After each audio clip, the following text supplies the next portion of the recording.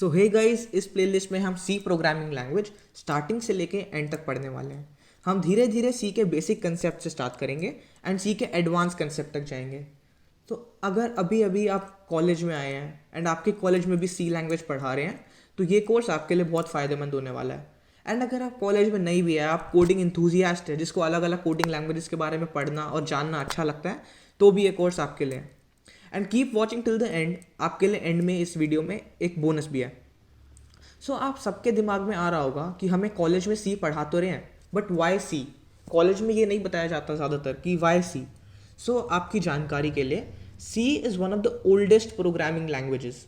सी 1970s की starting में develop हुई थी और तब से अब तक इट्स बीन 50 ईयर्स एंड सी अभी भी इंडस्ट्री में बहुत वाइडली यूज्ड है। सो आज स्ट्रैटेजी, इस कोर्स में हम ये स्ट्रैटेजी फॉलो करने वाले हैं कि one video will be a concept video. एक वीडियो में मैं आपको सारे कंसेप्ट बताऊंगा एंड देन उसके नेक्स्ट वीडियो में हम साथ मिलके कुछ क्वेश्चंस उस कंसेप्ट के बारे में प्रैक्टिस करेंगे, जिससे हमारी उस कंसेप्ट पे ग्रिप अच्छी हो जाए और हम अच्छे से कोड कर पाएँ। So with this, let's dive into the world of coding. Welcome to all of you who are first time coders. We'll follow through this course and do great. So C के बारे में कुछ facts. C was developed in 1970s by Dennis Ritchie at AT&T Bell Labs USA. C को industry में आए more than 50 years हो चुके हैं, वो फिर भी इतनी वाइडली यूज्ड है। इससे ये साबित होता है कि सी लैंग्वेज एक बहुत ही यूजफुल और प्रोडक्टिव लैंग्वेज है, क्योंकि इतने लंबे टाइम तक कोई भी लैंग्वेज का ऐसे टॉप पे रहना ये तभी पॉसिबल है जब वो बहुत ज़्यादा अच्छी हो। आप ये सोच रहे होगे कि ये सब तो ठीक है, बट हमको सी लाइफ में, हमारे लाइफ में सी कहाँ दिख रही है हमको? सो आपकी नॉलेज के लिए, सी लैंग्वेज जो आपका विंडोज़ और एंड्रॉयड ओएस है उसका जो कर्नल है उसके कुछ पार्ट्स सी लैंग्वेज में लिखे गए हैं। सिमिलरली मैक ओएस और iOS के भी कुछ पार्ट्स सी लैंग्वेज में लिखे गए हैं। So let's start. ये कोर्स और कोडिंग स्टार्ट करने से पहले आपके लिए दो चीज़ें जान लेना बहुत ज़रूरी है। One is what is an IDE।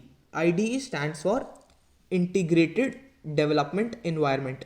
इस कोर्स में हम जो IDE यूज़ करने वाले हैं उसका नाम VS कोड है। And second is a compiler.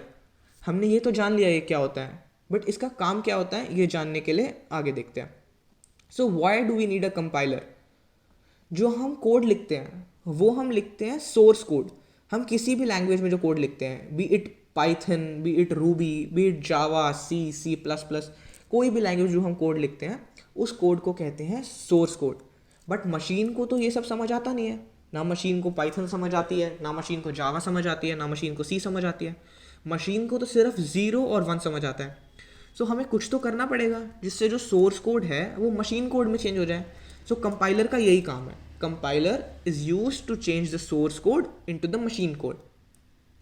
अब हम जानते हैं IDE। जो हम IDE यूज करने वाले हैं उसका नाम है VS code, visual studio code. हमें VS कोड क्यों चाहिए? हम C की कोडिंग कहाँ करेंगे? हम C की कोडिंग करेंगे VS कोड में। तो क्या ऐसा ज़रूरी है कि C की कोडिंग सिर्फ VS कोड में हो सकती है?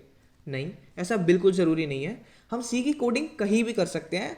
हम C की कोडिंग नोटपैड में कर सकते हैं, वर्डपैड में कर सकते हैं। तो फिर हम VS कोड की यूज़ कर रहे हैं। हम VS कोड इसलिए यूज़ कर रहे हैं, या फॉर दैट मैटर हम कोई भी IDE इसलिए यूज़ करते हैं क्योंकि IDE हमें एक बहुत अच्छा प्लेटफॉर्म देता है इफेक्टिव कोडिंग करने के लिए। IDE एक ऐसा सॉफ्टवेयर है जहाँ पे बहुत सारे फीचर्स होते हैं जो कोडिंग में आपकी हेल्प करते हैं, जैसे auto complete feature, auto run feature and काफ़ी ऐसे फीचर्स जो आपकी C कोडिंग को इफेक्टिव एंड फास्ट बनाते हैं। सो हम स्टार्ट करते हैं by installing VS code and our compiler. So video के इस पार्ट में हम देखने वाले हैं कि हम विजुअल स्टूडियो कोड और MinGW कैसे डाउनलोड करने वाले हैं। विजुअल स्टूडियो कोड डाउनलोड करने के लिए आप गूगल पे लिखिए VS code download and then जो पहला लिंक आएगा code.visualstudio.com का, उस पर क्लिक कीजिए तो आपको अपने ऑपरेटिंग सिस्टम के हिसाब से अलग अलग वर्जन्स विजुअल स्टूडियो कोड के दिख जाएंगे। विंडोज़ के लिए, लिनक्स के लिए या मैक के लिए। मैं अभी विंडोज़ मशीन में हूँ, सो मैं विंडोज़ वाला इंस्टॉल कर रहा हूँ। तो विजुअल स्टूडियो कोड कैसे डाउनलोड करना है ये तो हमने देख लिया। अब इसके बाद हम डाउनलोड करने वाले हैं MinGW W64। ये हमारा कंपाइलर है। सो जो MinGW W64 आप गूगल पे लिखेंगे तो पहला लिंक आएगा sourceforge.net का।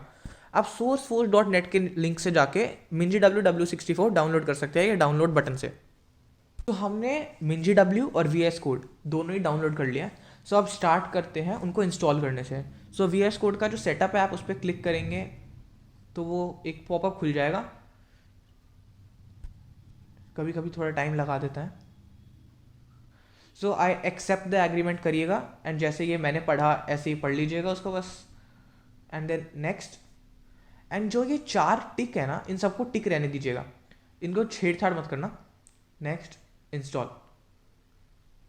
अब ये विंडोज़ के लिए या मैक के लिए माइक्रोसॉफ्ट विजुअल स्टूडियो कोड ऐसे ही आपका पूरा डाउनलोड हो जाएगा एंड फिर आप उसको यूज़ कर सकते हैं। और ऐसे ही सिमिलरली आप मिंजी डब्ल्यू के सेटअप पे क्लिक करके उसमें जो स्टेप्स बताए हैं उनको फॉलो करके मिंजी डब्ल्यू भी इंस्टॉल कर लीजिए। तो जैसे कि हमने वी एस कोड और मिंजी डब्ल्यू दोनों इंस्टॉल कर लिया है, अब मैं चाहता हूँ कि आप वी एस कोड खोलिए। आप वी एस कोड खोलेंगे तो ये आपको एक ऑप्शन दिखेगी, आप एक्सटेंशंस करके आप इस पर क्लिक करिए एंड देन आप लिखिए C/C++ IntelliSense। ये माइक्रोसॉफ्ट की तरफ से एक एक्सटेंशन है, इसको इंस्टॉल कर लीजिए। ये आपकी इंस्टॉल हो जाएगी। उसके बाद एक और एक्सटेंशन है जिसका नाम है कोड रनर। कोड रनर जून हैम की एक्सटेंशन है, आप इसको भी इंस्टॉल कर लीजिए। इन दोनों एक्सटेंशंस को इंस्टॉल करने के बाद आप एक बार अपना वी एस कोड पूरा बंद कर दीजिए। अब हमने वी एस कोड में सारी एक्सटेंशंस जो हमको ज़रूरत थी वो डाल लिया है एंड अब हम क्या करेंगे, अब हम मिंजी डब्ल्यू को वी एस कोड के पाथ में ऐड करेंगे ताकि वी एस कोड में जो कोड है वो हमारे कंपाइलर मिंजी डब्ल्यू को एक्सेस कर पाए। सो उसके लिए हम जाएंगे अपनी सी ड्राइव में, फिर जाएंगे प्रोग्राम फाइल्स में एंड देन उसके बाद आपको मिंजी W64 नाम का फोल्डर दिखेगा, उस पर क्लिक कीजिए।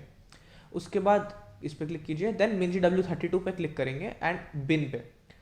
उसके बाद यहाँ gcc.exe फाइल होगी, उस पर क्लिक कीजिए एंड यहाँ ऊपर एरो पे जाके ये पूरा जो पाथ है इसको कॉपी कर लीजिए Ctrl+C करके। सो आपने मिंजी डब्ल्यू में जाके उसका पाथ कॉपी कर लिया है।